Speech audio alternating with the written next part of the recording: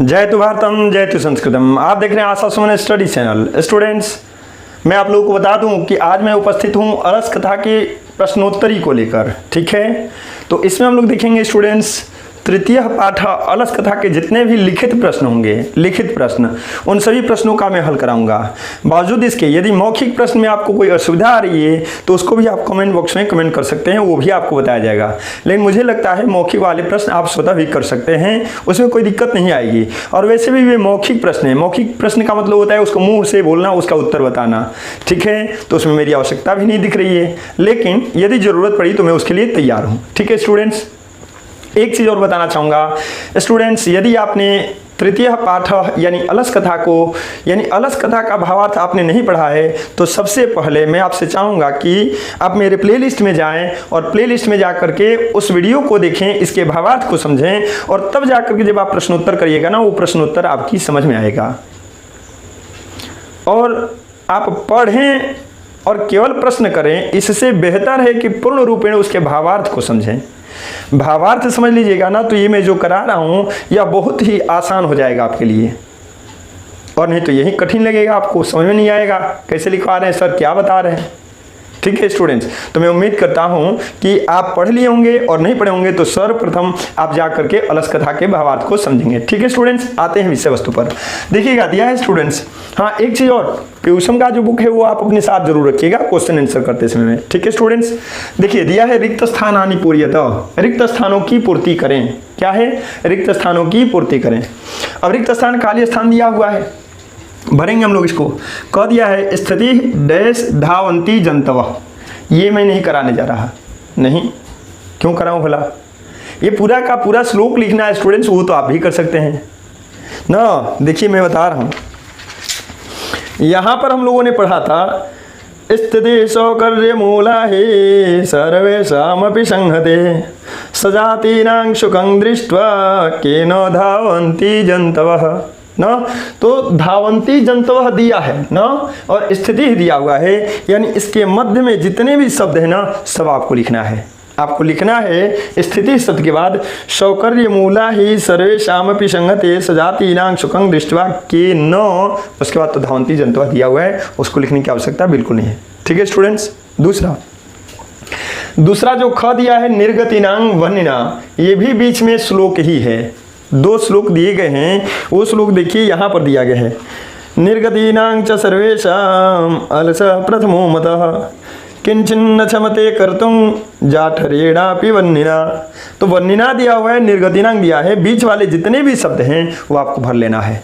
ठीक है स्टूडेंट्स, तो मैं उम्मीद करता हूं कि आप पुस्तक के माध्यम से इन दोनों श्लोकों को नोट कर लीजिएगा और दोनों श्लोकों को याद कर लीजिएगा, क्योंकि मैं नहीं कर रहा, ये आपके लिखित प्रश्न में दिया हुआ है। हो सकता है यही प्रश्न आपके एग्जाम में आ जाए, फिर आप फेरा में पड़ जाइएगा, सर कराए नहीं थे, वो कर लिए होते हम लोग ना, ये नंबर पा जाते नहीं। तो उसको आप जरूर करिएगा, इसके बाद बाकी सब प्रश्न में कराऊंगा। चलिए देखिएगा आगे, रिक्त स्थानानि पूर्यतः दिया है कप्तेना नलसा अपि गृह्णन्ति इत्यस्माकं डैश। कपट से न, कपट से आलसी भी न अलसा, सॉरी जो आलसी नहीं है वे भी न अलसा, संधिच्छेद करके मैंने बताया था, पाठ को देखिएगा पता चलेगा। छल पूर्वक जो आलसी नहीं है वे भी ग्रहण करते हैं। क्या पढ़े थे हम लोग? भोजन ग्रहण करते हैं।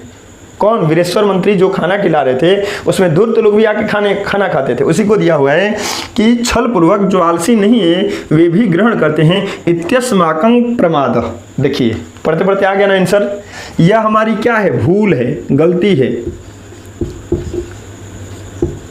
ये उनके कर्मचारीगण सेवकगण कह रहे हैं कि हमारी भूल है कि उन आलसियों के साथ धूर्त भी आ रहे हैं और भोजन करके जा रहे हैं। इसमें वीरेश्वर नामक मंत्री का बहुत सारा धन व्यय हो रहा है। आगे देखिएगा, विद्यापति लोकप्रिय डैश आसीत, रिक्त स्थानम आसीत। विद्यापति लोकप्रिय खाली स्थान थे। क्या खाली स्थान थे जी? मैथिल कवि थे। क्या थे? लिखेंगे हम लोग, मैथिल कवि।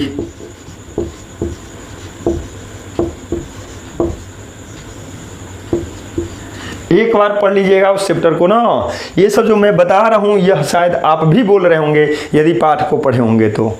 आगे देखिएगा, नीतिकारा आलस्यं डैश मन्यन्ते, जो नीतिकार होते हैं, जो नीतिज्ञ होते हैं, जो नीति के जानकार होते हैं, वे आलस्य को कैसा मानते हैं? तो हम लोग पढ़े थे, नीतिकारा आलस्यं रिपुरूपं मन्यन्ते।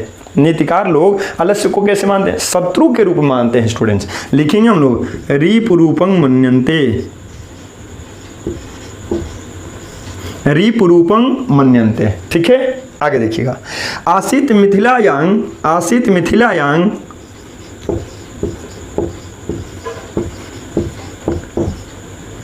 वीरेश्वरो नाम मंत्री। मिथिला में वीरेश्वर नामक मंत्री था। कोई दिक्कत? कोई दिक्कत नहीं, आगे बढ़िए।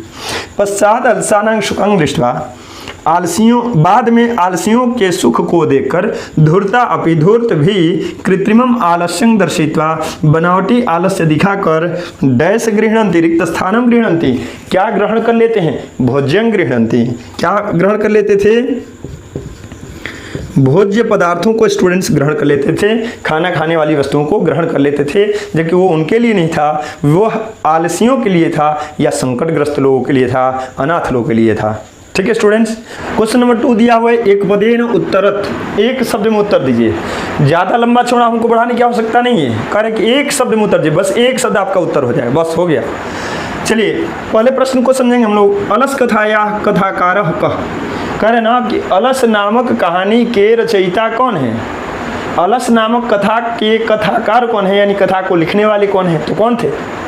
याद होगा आपको, विद्यापति आंसर हो जाएगा। क्या हो जाएगा स्टूडेंट्स? विद्यापति। ठीक है ना, आगे बढ़ेंगे। वीरेश्वरो नाम मंत्री कुत्र आसीत, वीरेश्वर नामक मंत्री कहाँ था, अर्थात कहाँ रहते थे? वीरेश्वर नामक मंत्री जिनकी कहानी है वो कहाँ पर थे? मिथिला में थे। कहाँ? मिथिलायां वीरेश्वरो नाम मंत्री आसित, कभी पढ़े होंगे हम लोग ना, तो ये क्या हो जाएगा? मिथिलायाम। क्या होगा? मिथिलायाम। आगे देखेंगे हम लोग क्वेश्चन नंबर गो। केशांग इष्ट लाभं कृत्वा, हालांकि मेरे हिसाब से यहाँ पर श्रुत्वा होना चाहिए। किसके लाभ को सुनकर, किसका बहुत सारा लाभ सुनकर सुने थे लोग, कौन? धूर्त लोग। तब दौड़ गए थे लोग। तुंद परिमृजा वर्तुली बभूव, किसके इष्ट लाभ को करके, इसके अनुसार मेरे हिसाब से श्रुत्वा यानी सुनकर हो जाएगा। किसके इष्ट लाभ को सुनकर तुंद बढ़ाए लोग इकट्ठे हो गए। किसका लाभ था? अलसानाम, आलसियों के लाभ को सुनकर के तुंद बढ़ाए धूर्त भी वहाँ पर एकत्र हो गए थे और भोजन को ग्रहण करने लगे थे। स्टूडेंट्स यहाँ पर क्या हो जाएगा? अलसानाम।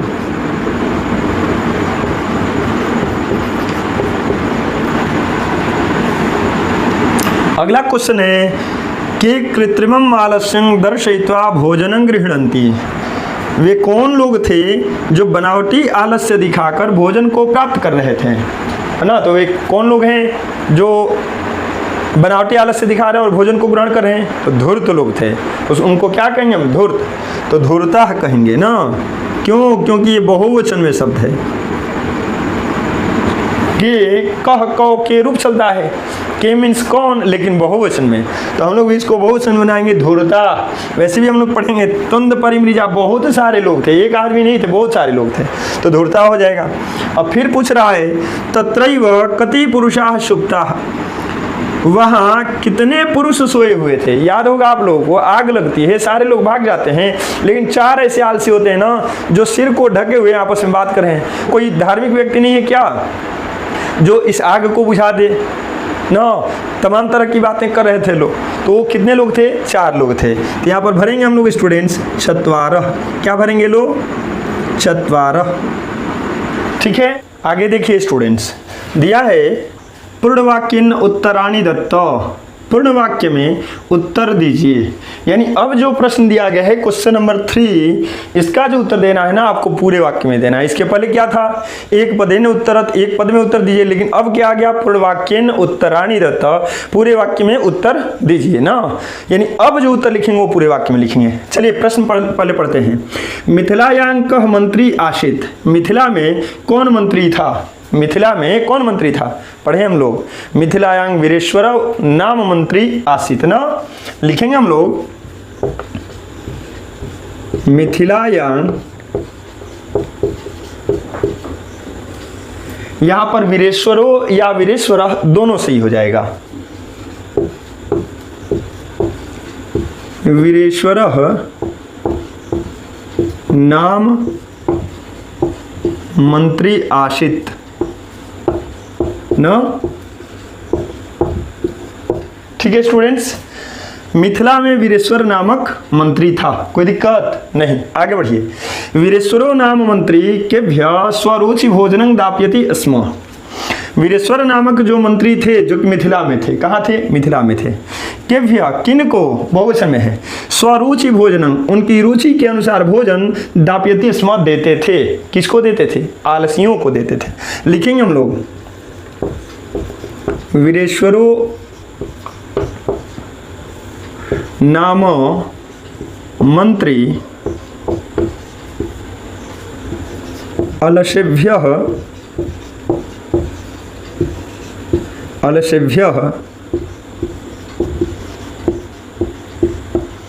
स्वरुचि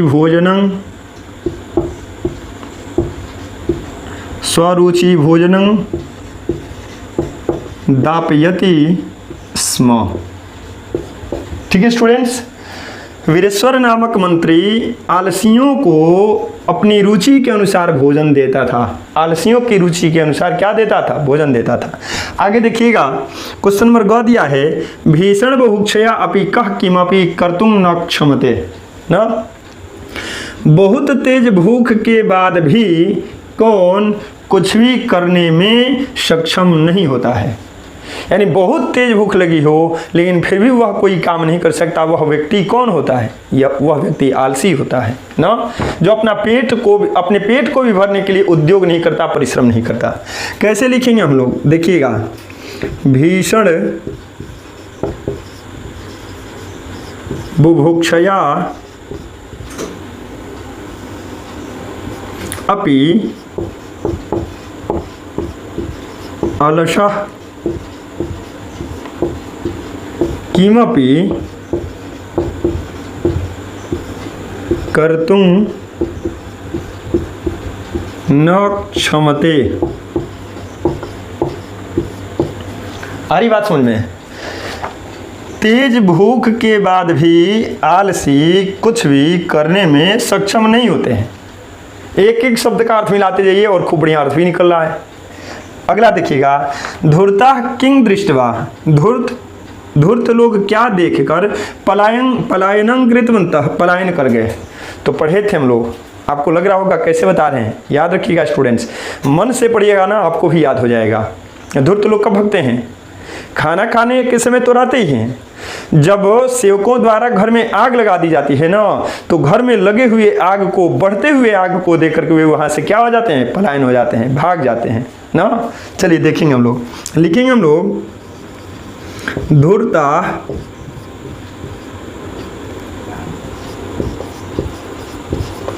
गृहलग्नं प्रवृद्धमग्निं दृष्ट्वा पलायनं कृतवन्तः।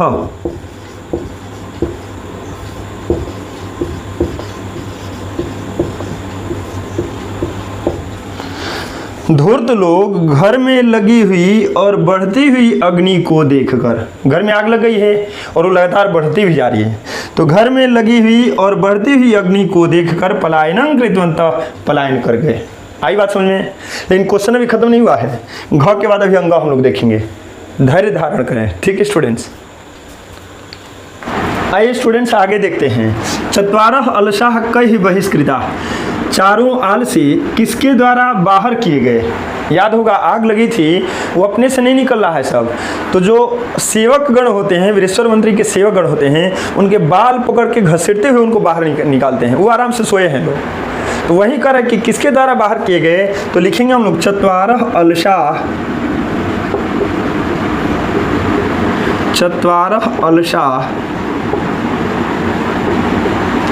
और सेवकों को कहते हैं नियोगी पुरुष। अब चूंकि ये तृतीया विभक्ति के बहुवचन में, तो उसको भी तृतीया के बहुवचन बना देंगे, नियोगी पुरुष ही कर देंगे ना, नियोगी पुरुष ही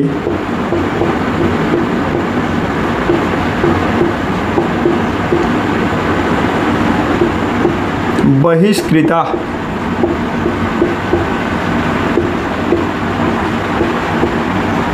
चत्वारः अलसाः नियोग्य पुरुषैः बहिष्कृताः, चारों आलसी सेवकों के द्वारा बाहर किए गए। ठीक है स्टूडेंट्स, आगे दिया है स्टूडेंट्स, अलसानांकः शरणदः, आलसियों का कौन शरणद होता है। शरणद मतलब, शरण मतलब शरण सभी लोग जानते हैं, द मीन्स देने वाला, यानी आलसियों को कौन अपने यहाँ शरण देता है, कौन अपने यहाँ रख लेता है ना, तो वो कोई दयालु व्यक्ति ही कर सकता है, सभी लोगों के बस की बात नहीं है। धन होना स्टूडेंट्स एक अलग बात होती है, लेकिन किसी को अपने यहाँ रख लेना, खास करके आलसियों को जो कोई काम करने वाले नहीं है, किसी काम के नहीं है, उनको अपने यहाँ रख लेना, यह किसी कारुणिक व्यक्ति का ही काम हो सकता है। तब लिखेंगे हम अलसानां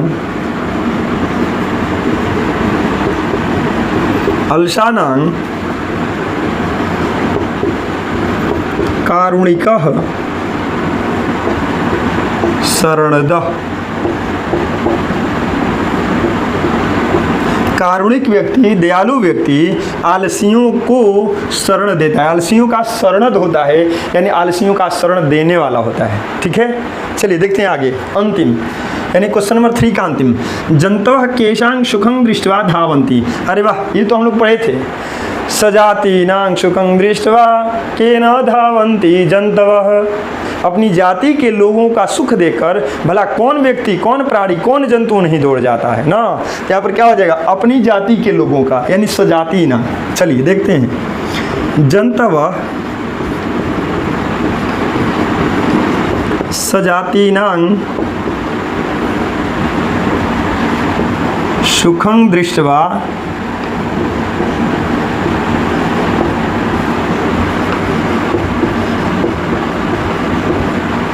धावन्ति।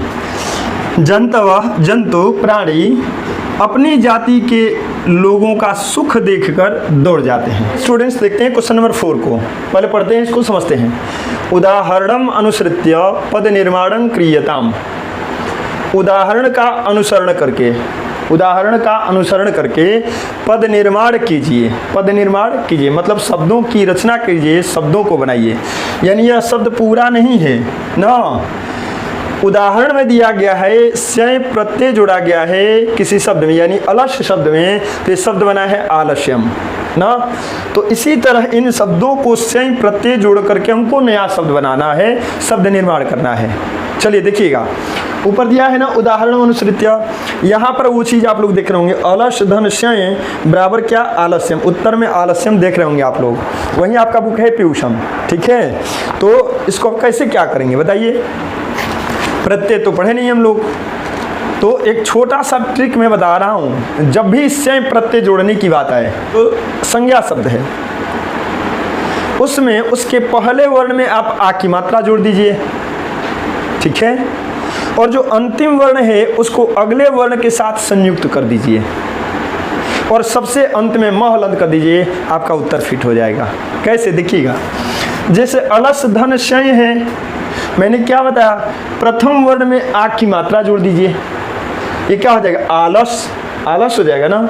फिर मैंने क्या कहा, अंतिम वर्ण को आधा कर दीजिए, यानी अगले वर्ण के साथ संयुक्त कर दीजिए, तो यहाँ पर दंत श है, आधा होगा, यानी आलस, आलस, और शय है तो शय का हट जाएगा, और य तो मैंने कहा था य के जगह पर म हलंत कर दीजिए ना, तो आलस यहाँ पर आधा दंत श है, यह जुट गया, आलस्य हो गया, और य हलंत की जगह पर म हलंत, देखिए आलस्यम बना है कि नहीं। केवल यही नहीं, ये तो उदाहरण में बताया गया है, किसी भी शब्द को ले लीजिए, जैसे आप हम लोग बनाने जा रहे हैं, 2 प्रश्न में बढ़िया से बताऊंगा, उसके बाद सब आप धड़ाधड़ करने लगिएगा, निसंकोच रूप से मैं बता रहा हूँ। जैसे देखिएगा, करुण है, शय है, करुण, मैंने क्या कहा, पहले वर्ण में आ की मात्रा जोड़नी, यानी क में आ की मात्रा जोड़ दीजिए, क में आ की मात्रा जुड़ गई। रू है, रू जैसे दिया गया है वैसे हम नोट कर लेंगे। अंतिम वर्ण को आधा लिखेंगे, यानी अगले वर्ण के साथ क्या करना है, हमको हलंत कर देना है, यानी आधा कर देना है, कारुण ना। मूर्धन्य श हट जाएगा, लगातार दोनों आधा आधा नहीं आएगा, मूर्धन्य श हट जाएगा, य आएगा। अब यहाँ पर य, और मैंने बताया था कि शय के य हलंत के जगह पर म हलंत कर देना है ना, यहाँ पर क्या हो जाएगा, म हलंत, और यही आपका उत्तर होगा कारुण्यम। करुण धन शय बराबर क्या हो जाएगा, कारुण्यम। आ रही बात समझ में, दूसरा देखिएगा, इसके बाद तुरंत हम लोग लिखते जाएंगे, लेकिन दूसरा वाला समझिएगा फिर से। बहुल है, मैंने क्या कहा, पहले वर्ण में आ की मात्रा जोड़ देनी है, ब में हमने आ की मात्रा जोड़ दी, हु है जैसे है वैसे हमने नोट कर दिया। अंतिम वर्ण को मैंने कहा था आधा लिखना है, आधा ल हो गया। मूर्धन्य श को हटा देना है, नहीं लिखना। य को हमने नोट कर दिया और य हलंत के जगह पर म हलंत लगा देंगे, म हलंत लग गया, यानी शब्द कौन सा बन गया, बाहुल्यम। क्या बना, बाहुल्यम। चलिए आगे देखते हैं। प्रधान है, प्र में आ की मात्रा, धा है तो धा जैसे है वैसे, न तो आधा न लिख देंगे और मूर्धन्य श हट जाएगा, यह आ गया और यह हलंत के जगह पर म हलंत। शब्द कौन सा बना, प्राधान्यम, प्राधान्यम ना। अगला शब्द सरल श्यई, सरल दंत श में आ की मात्रा जोड़ेंगे, र और ल आधा, र और ल आधा, से का से गायब, य आ गया और य हलंत के जगह पर म हलंत। शब्द कौन सा बना, सारल्यम। क्या बना, सारल्यम। तरुण धन से, तरुण, तरुण धन से, तो में आ की मात्रा, ता, रू जैसे दिया गया है रू हो गया, अड़ पूरा नहीं आधा, य और म हलंत, तारुण्यम। य और य हलंत के जगह पर म हलंत। कठिन से बनाएंगे हम लोग। क में आ की मात्रा, ठी दिया है जैसे है वैसे, न आधा, य और म हलंत। कौन सा शब्द बना, काठिन्यम। इच्छा तो करता है कि आपके जिम्मे छोड़ दूं, लेकिन मुझे लग रहा है कि कुछ शरारती बच्चे कहेंगे सर जी को वो नहीं आ रहा था ना, इसलिए उन्होंने छोड़ दिया। चलिए कोई बात नहीं, देख लेते हैं, सीख लेते हैं। लेकिन प्रयास करिएगा कि यहीं पर आप अपने आप को पॉज करिए और तब उस शब्द को बनाइए, और बनाने के बाद देखिए कि आपका सही उत्तर आ रहा है कि नहीं।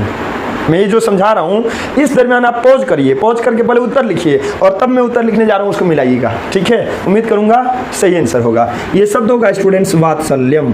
क्या होगा, वात्सल्यम। ये आधा तो है वात्सल्यम। स्टूडेंट्स क्वेश्चन नंबर 5 दिया है, उदाहरण अनुसृत्य, उदाहरण का अनुसरण करके क्रियापदानि लिखत, क्रिया के शब्दों को लिखें। ये क्या है, क्रिया के शब्द हैं, क्रिया के शब्दों को लिखना है। चूंकि ये बहुत सारी क्रियाएं हैं इसलिए बहुवचन में लगा दिया, क्रियापदानि बन गया। रूप क्या चलता है, पदम पदे पदानि, क्रिया पहले लगा हुआ है, क्रियापदानि यानी क्रिया वाले शब्दों को लिखें ना। लेकिन क्या दिया है, उदाहरण अनुसृत्य, उदाहरण का अनुसरण करके। जगह का अभाव ना हो जाए इसलिए मैंने उसको नहीं लिखा है, लेकिन बुक के माध्यम से जरूर हम लोग देखेंगे। इसलिए मैं कहता हूँ कि आप अपनी यह पुस्तक, कॉपी और कलम लेकर के बैठा करें ताकि आपको अधिक से अधिक लाभ हो सके, ठीक है ना। तो देखिएगा स्टूडेंट्स, दिया है यहाँ पर ददाति इत्यस्य प्रेरणार्थके डैश क्रियापदं भवति, उत्तरम में दिया है दापयति। एक बात ध्यान रखिएगा स्टूडेंट्स, क्रिया जो स्वतः हम लोग करते हैं, किसी कार्य को करना या होना क्रिया कहलाता है ना। लेकिन प्रेरणार्थ क्रिया क्या है, जब किसी काम को स्वयं न करके कराया जा रहा हो ना, तो उसको क्या कहते हैं हम लोग, प्रेरणार्थक क्रिया कहते हैं। और ये बनेगा कैसे, तो ध्यान रहे ऐसे शब्दों का आप जो बार बार रिवीजन करिएगा ना वो आपको याद हो जाएगा। 2 शब्द 4 शब्द 2 बार 4 बार 5 बार आप कॉपी पर नोट कर ही रहे हैं, बाद में रफ की कॉपी पर 2-4 बार लिखिए उसको, बिल्कुल आपको याद हो जाएगा, ठीक है। चलिए उदाहरण वाले शब्द को देखते हैं। ददाति इत्यस्य प्रेरणार्थके डैश क्रियापदं होती, ददाति यानी देता है, इस शब्द का प्रेरणार्थक उत्तर में दिया है दापयति, दापयति क्रियापदं भवति, दिलाता है, ये क्या है, क्रियापद हो जाता है, ये प्रेरणार्थक रूप है। ददाति का क्या होता है, दापयति। वैसे ही सारे शब्दों को देखेंगे हम लोग। दिया स्टूडेंट्स, पश्यति इत्यस्य प्रेरणार्थके डैश क्रियापदं भवति, पश्यति इसका प्रेरणार्थक क्रियापद होता है। इसका प्रेरणार्थक में यानी प्रेरणार्थक क्रिया के रूप में कौन सा क्रियापद होता है, कौन सा क्रिया का शब्द होता है। तो पश्यति का हो जाएगा स्टूडेंट्स प्रेक्षति। क्या हो जाएगा, प्रेक्षति हो जाता है, ठीक है ना। प्रेक्षति क्या कहिएगा, प्रेक्षति। आगे देखिएगा, करोति इत्यस्य प्रेरणार्थके डैश क्रियापदं होते, रिक्त स्थानम क्रियापदं होती। तो यहाँ पर करोति का क्या हो जाएगा, करोति मीन्स करता है, कार्यति यानी करवाता है ना, कराता है या करवाता है, तो शब्द क्या बन जाएगा, कार्यति। ये इसका प्रेरणार्थक रूप हो गया ना। आगे देखिएगा, खादती इत्यस्य प्रेरणार्थ के, खादती, खादती मीन्स खाता है, तो खाता नहीं अब खिलाता है का क्या होगा, तो होता है स्टूडेंट्स खादयति। क्या होता है? खादयति। आगे देखेंगे पठति, पठति का क्या हो जाएगा? पाठयति। क्या होगा? पाठयति। गच्छति इत्यस्य प्रेरणार्थ के डेस क्रियापदं भवति, गच्छति का क्या हो जाएगा? गमयति होता है। क्या होता है? गमयति।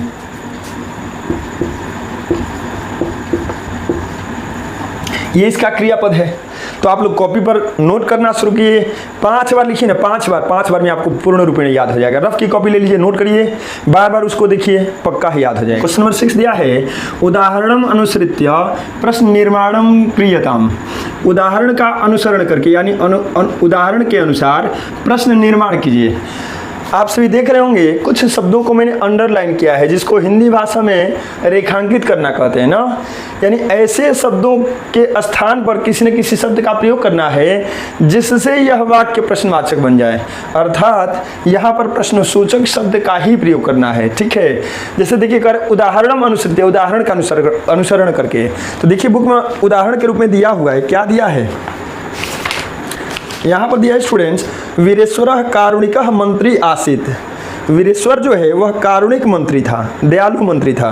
तो कैसे बना है? तो देखिए कारुणिक के नीचे अंडरलाइन किया गया है, तो बना है वीरेश्वर कीदृश मंत्री आसीत। कारुणिक के जगह पर क्या रख दिया? कीदृश ना, यानी अब इसका अर्थ हो जाएगा कि वीरेश्वर कैसा मंत्री था। एक शब्द बदला और उस शब्द के स्थान पर हमने किस शब्द को रखा? प्रश्नवाचक शब्द को रखा। पूरा का पूरा वाक्य प्रश्नवाचक हो गया। और अंत में एक बात का ध्यान रखिएगा, यहाँ पर दिया भी है वैसे, अंत में प्रश्नवाचक चिन्ह दिया है, यानी अब वाक्य प्रश्नवाचक बन गया तो हमको अंत में पूर्ण विराम नहीं देना। क्या देना है? प्रश्नसूचक शब्द का ही प्रयोग करना है। भले हम उत्तर तो लिख रहे हैं, उसका उत्तर बना रहे हैं, लेकिन उत्तर में प्रश्न बना रहे हैं ना। प्रश्न निर्माण क्रियताम, प्रश्न निर्माण कीजिए, तो जब प्रश्न बना रहे हैं तो अंत में प्रश्नवाचक चिन्ह रहेगा। कैसे बनाएंगे देखिएगा, धूर्ता कृत्रिमम आलस्यं दर्शित्वा, धूर्त बनावटी आलस्य दिखाकर भोजनम प्राप्नुवन्ति, भोजन प्राप्त करते हैं। अब देखिए भोजनम के जगह पर हमको शब्द रखना है। कौन सा शब्द रखें जिससे वह पूरा का पूरा वाक्य प्रश्नवाचक बन जाए ना। तो पहले हम हिंदी में ही उस शब्द को प्रयास करते हैं कि निकालें कि कौन सा शब्द होगा। धूर्त बनावटी आलस्य को दिखाकर क्या प्राप्त करते हैं, क्या होगा? तो क्या को संस्कृत में क्या कहते हैं? किम कहते हैं, यानी भोजनम के जगह पर किम रख देंगे ना, वाक्य प्रश्नवाचक बन जाएगा। देखिएगा कैसे,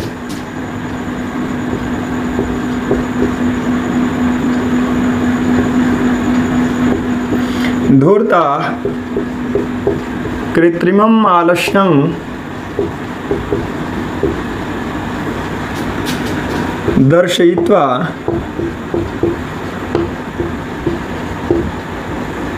किं प्राप्नुवन्ति, और अंत में पूर्ण विराम दे दें? नहीं, क्या देना है? प्रश्नवाचक चिन्ह। अब ये हमारा प्रश्न बन करके तैयार हो गया। ख देखेंगे हम लोग, निर्गतिनांग प्रथमः अलसः अस्ति। अकर्मण्यों में प्रथम आलसी है। काम नहीं करने वालों में सबसे पहला कौन सा है? आलसी होता है। तो इसको हम लोग कैसे करेंगे? अब देखिए अलसः के जगह पर उस शब्द का प्रयोग करें, बाकी शब्द वैसे ही रहेगा, उसमें छेड़छाड़ नहीं करना आपको, बाकी शब्द वैसे। देखिए निर्गतिनांग प्रथमः, मैंने भी वही नोट कर दिया, निर्गतिनांग प्रथमः। और आगे बढ़ाऊं, अलसा को छोड़ देते हैं, अस्थि तो अस्थि, पूरा वही रह गया कि नहीं। अब एक शब्द पे के स्थान पे बदलना है अलसा के जगह पर, तो हम लोग कहेंगे कि अकर्मण्यों में प्रथम कौन है। तो कौन, चूंकि ये पुल्लिंग में है, अलसा शब्द है, विसर्ग है यानी पुल्लिंग है, तो पुल्लिंग में कह का प्रयोग करेंगे कौन के लिए। ठीक है, तो ये हो जाएगा क्या? कह अस्ति। अकर्मण्यों में प्रथम कौन है? आई बात समझ में? आगे चलिएगा। अलसः जाठरेणापि वन्निना किमपि कर्तुं न क्षमते। आलसी जाठरेण अग्नि के बाद भी, मतलब मैंने बताया था जठराग्नि जो होती है, जठराग्नि, पेट की आग को स्टूडेंट्स जठराग्नि कहते हैं।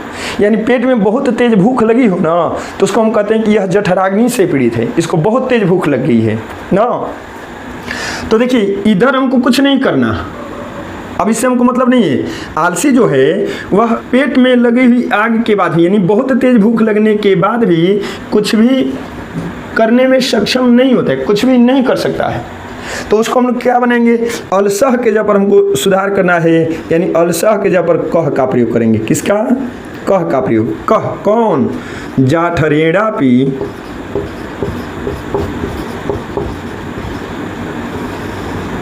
वन्निना किमपि कर्तुं न क्षमते। टोटल वही रहेगा स्टूडेंट्स, किमपि कर्तुं न क्षमते। और यहाँ पर क्या करेंगे, प्रश्नवाचक चिन्ह देंगे, ठीक है ना। आगे देखिएगा, नियोगी पुरुषा अलशालायां वन्निं दापयित्वा निरूपयामाशु। सेवक, बहुत सारे सेवकों की बात की जा रही है, बहुवचन में है। सेवक आलसियों के निवास गृह में, अलसशाला में अग्नि को निरूपित कर दिए, यानी आग लगा दिए। अग्नि को निरूपित करना मतलब आग लगा दिए। अब देखिए, इधर नहीं छूना है, इधर नहीं छूना है, किस शब्द को बदलना है? इसको। ये चूंकि ये स्त्रीलिंग में है स्टूडेंट्स, ये स्त्रीलिंग का शब्द है, इसलिए हम लोग देखेंगे अलसशाला में, यानी किस में, तो किस में का क्या हो जाएगा, कस्याम होता है। क्या होता है? कस्याम। या फिर एक तरह से और प्रश्न बन सकता है, सेवक कहाँ अग्नि लगा दिए, आग लगा दिए, कहाँ? तो कहाँ के लिए कुत्र भी हो जाएगा, यानी कुत्र और कस्याम में से किसी एक का प्रयोग करिएगा, ये उत्तर सही होगा। ठीक है स्टूडेंट्स, चलिए देखेंगे हम लोग।